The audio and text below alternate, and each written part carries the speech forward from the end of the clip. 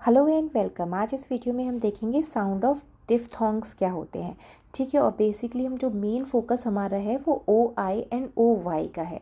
मतलब किसी भी वर्ड में अगर आप ओ आई एंड ओ वाई देखते हैं तो उनकी आपको कौन सी साउंड निकालनी है आज इस वीडियो में देखेंगे।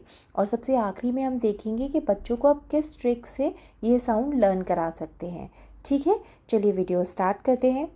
सबसे पहले हम देखते हैं डिफ्थोंग्स होते क्या हैं। देखिए, कोई भी दो वाउल जब साथ आते हैं तो उनकी एक साउंड बनती है, उसे हम डिफ्थोंग्स कहते हैं। ठीक है, बेसिक ये है। अब हमारे यहाँ पे आप देखेंगे ओ आई एंड ओ वाई, ये भी वाउल्स हैं। ओ और आई वाउल है और ओ एंड वाई, वाई को भी हम कंसिडर करते हैं एज अ वाउल। ठीक है, तो इसलिए यहाँ ओ आई एंड ओ वाई को हमने वाउल्स माना है और दोनों की साउंड मिलके दोनों वाउल एक नई साउंड बना देते हैं, उसको हम डिफ्थोंग्स कहते हैं। ठीक, अब ओ आई और ओ वाई की सेम ही साउंड होती है। मतलब जब भी आप कभी ओ आई देखेंगे वर्ड में या ओ वाई देखेंगे, इन दोनों की सेम ही साउंड निकलती है, जिसकी साउंड होती है ऑय, ऑय। ठीक, अभी क्लियर एग्जाम्पल्स के साथ करेंगे। अब एक छोटा सा यहाँ और देख लेते हैं। डी का मतलब होता है टू और थॉन्ग्स का मतलब होता है साउंड। मतलब दो साउंड मिलके जो साउंड बनती है उसको हम डिफ्थोंग्स कहते हैं। क्लियर, अब एक एक करके देख लेते हैं। ओ आई के वर्ड्स देखेंगे, ठीक है, विद साउंड के साथ। तो ओ आई को हमने कैसे समझा था, ओ आई की क्या साउंड है, ऑय।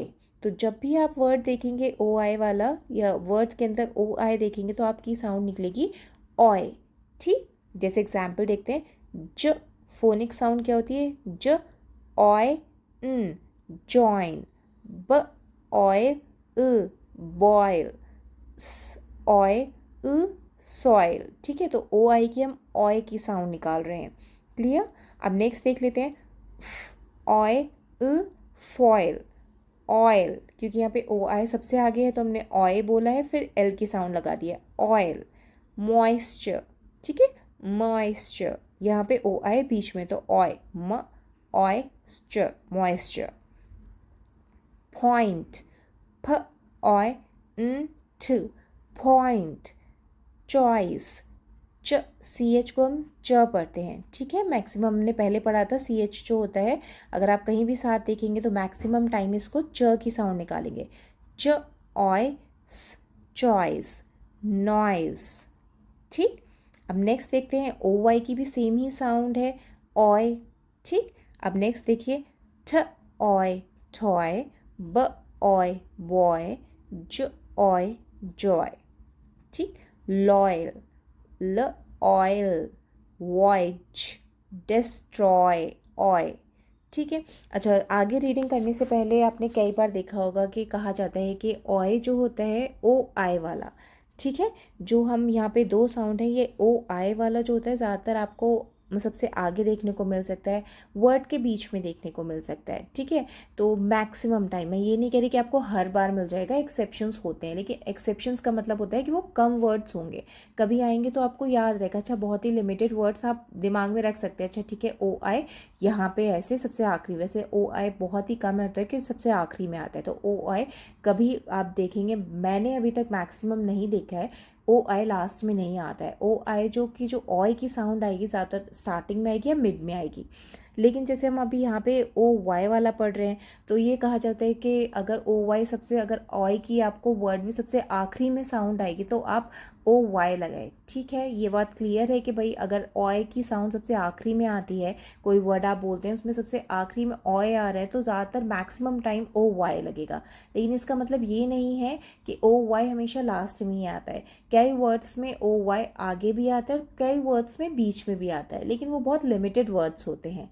ठीक, तो अगर आप स्टार्टिंग में बेसिक अगर नहीं समझ पा रहे हैं, बच्चा जैसे कभी उसको लिखना है कोई चीज़, तो आप स्टार्टिंग में बेसिक वर्ड्स जो आएंगे आप उसको बता सकते हैं। ओ आई या तो सबसे आगे साउंड में आएगा या किसी वर्ड के बीच में आता है, और ओ वाई मैक्सिमम जो छोटे वर्ड्स होते हैं उसमें आपको लास्ट में देखने को मिलेगा। लेकिन इसमें ओ वाई में ज़रूरी नहीं कि हर बार लास्ट में आएगा, पहले भी आते हैं, लेकिन वो एक्सेप्शंस होते हैं, लिमिटेड वर्ड्स होते हैं, आप उनको रटा सकते हैं कि ठीक है, नहीं नहीं। जैसे भी हम यहाँ पे आगे वर्ड्स पढ़ेंगे तो आप उसमें देख सकते हैं, जैसे यहाँ पे देखिए लॉयल, तो हमने जैसे पढ़ा कि ओ वाई सबसे आखिरी में आएगा, ओ वाई ऑय की साउंड, लेकिन ऐसा ज़रूरी नहीं है। यहाँ पे ऑय बीच में आ रहा है और वहाँ पे ओ आई वाला नहीं लिखना है, हमें ओ वाई वाला लिखना है, लॉयल। ठीक है, voyage, destroy, okay. Oyster, oyster, अब देखिए यहाँ पे ओ वाई सबसे आगे आ गया, मैक्सिमम टाइम ओ आई आता है, लेकिन कुछ वर्ड्स हैं जिसमें ओ वाई भी आगे आता है। ऑयस्टर, एनॉय, रॉयल, ठीक। Convoy, convoy, employee, employee, enjoy, enjoy, ठीक, क्लियर। तो वैसे ये कहा जाता है, मतलब नॉर्मली कई सारे आप जब पढ़ेंगे या चीज़ें देखेंगे उसमें बताएंगे कि ओ आई, और जो होता है ज़्यादातर सबसे आगे आता है, मिड में भी आता है, और O Y maximum time at the end आता है। लेकिन इसका मतलब ये नहीं है कि ओ वाई आगे नहीं आ सकता या बीच में नहीं आ सकता, आएगा, लेकिन बहुत लिमिटेड वर्ड्स होते हैं वो, ठीक है। अच्छा, अब मैंने जैसे कहा था आपको कि एक ट्रिक आपको बता सकते हैं, आप इसकी जगह कोई और भी आपको जो सुटेबल लगे आप अपनी तरफ से कहानी बना लीजिए, क्योंकि अगर बच्चे के दिमाग में हमेशा के लिए बैठानी है वो चीज़, उसको रटा देनी है, तो वो स्टोरी के फॉर्म में ही रटा सकते हैं। रट्टाफिकेशन कुछ दिन तो बच्चा कर लेगा, लेकिन एक लॉन्ग रन के लिए वो भूल जाता है। तो इसलिए आप कोई स्टोरी बना लीजिए, आपको ये मेरी वाली अच्छी लगे तो आप इससे बता दीजिए, आपको कोई और स्टोरी अच्छी लगती है कि उससे आपका बच्चा अच्छे से समझ जाएगा तो आप वो बना लीजिए, ठीक है। लेकिन एक छोटा सा स्टोरी जैसे बता के उसको बताइए, तो वो हमेशा जो अभी आपको ज़्यादा मेहनत नहीं करनी पड़ेगी अगर आप स्टोरी के फॉर्म में उसको रटाएंगे, ठीक। जैसे मैंने यहाँ पे आप देख सकते हैं, यहाँ 3 दोस्त हैं, ओ है, उसका फ्रेंड आई भी है, और ओ का फ्रेंड वाई भी है, ठीक है।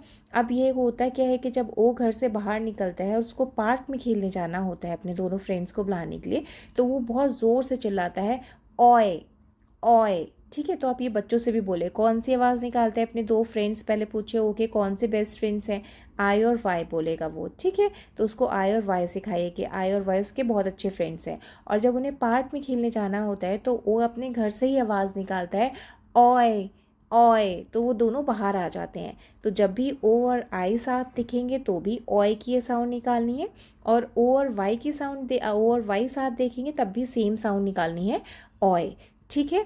तो बच्चे को आप इस पैटर्न से, या कोई भी स्टोरी अगर आपको कुछ और अच्छा लग रहा है तो आप उस स्टोरी से आप बच्चे को समझा दीजिए, ठीक है। लेकिन ऐसे आप उसको अच्छे से लर्न करा पाएंगे। और कुछ कुछ पहले बेसिक जो डेली यूज़, या आपको मैक्सिमम वो वर्ड्स जो उनके स्कूल्स में कराए जाते हैं, नॉर्मली होता क्या है कि स्कूल्स में हम वो वर्ड्स पहले कराते हैं जो आप बच्चे को सबसे ज़्यादा देखने को मिलते हैं, या हम लोग भी अपने डेली बेसिस में ज़्यादा देखते हैं, तो वो वर्ड्स उनको रटाए जाते हैं, ठीक है। एक बार बच्चा, उसे इतना पता चल जाएगा ओ आई और ओ वाई की साउंड ऑय होती है, तो एटलीस्ट अगर राइटिंग में उसको डिफ़िकल्टी हो सकती है, लेकिन बोलने में कभी डिफ़िकल्टी नहीं होगी। अगर वो रीड करेगा तो कहीं भी किसी वर्ड में अगर वो ओ आई या ओ वाई आएगा तो उसे ऑय ही पड़ेगा, तो वो रीडिंग परफेक्टली अच्छी कर लेगा, ठीक है। राइटिंग में हो सकता है थोड़ी मेहनत करनी पड़े, बार बार उन वर्ड्स को लिखवाना पड़े, लेकिन हो जाएगा, इतना इशू नहीं रहता, ठीक है। बेसिकली फोनिक का मतलब ये होता है कि आपको रीडिंग में बहुत अच्छा और राइटिंग में भी हेल्पफुल हो जाता है, क्लियर। होपफुली मेरी वीडियो आपको अच्छी लगी हो, प्लीज़ अच्छी लगी हो तो सब्सक्राइब कीजिएगा, लाइक कीजिएगा। Thank you so much.